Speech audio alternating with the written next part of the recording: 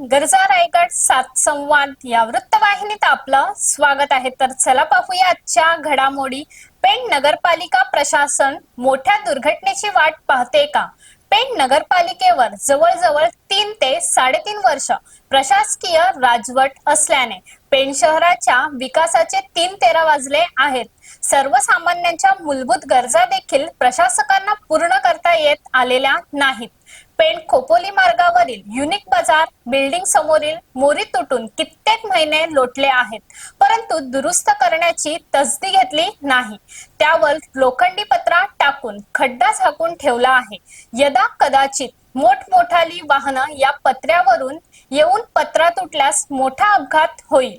त्याचप्रमाणे जर एसटी महामंडळाची बस या तुटलेल्या मोरीच्या पत्र्यावर फसल्यास कित्येक नागरिकांचा जीव धोक्यात येऊ शकतो। आत्ताच्या घडीला हा पत्रा तुटलेल्या मोरीवरून सरकलेला आहे। भला मोठा होल दिसत आहे। त्या बाजूला 2 मोठी दगड टाकून ठेवली आहेत। रात्रीच्या वेळी यावर दुचाकी स्वार आदळल्यास दुचाकी स्वाराच्या जीवावर बेतल्याशिवाय राहणार नाही। तरी ही मोरी लवकरात लवकर दुरुस्त व्हावी अशी नागरिकांकडून मागणी होत आहे। तर अशाच अनेक ताज्या घडामोडी पाहण्यासाठी गरजा रायगड 7 संवाद या वृत्तवाहिनीला सबस्क्राइब करून बेल आयकॉन वरती क्लिक करा। धन्यवाद।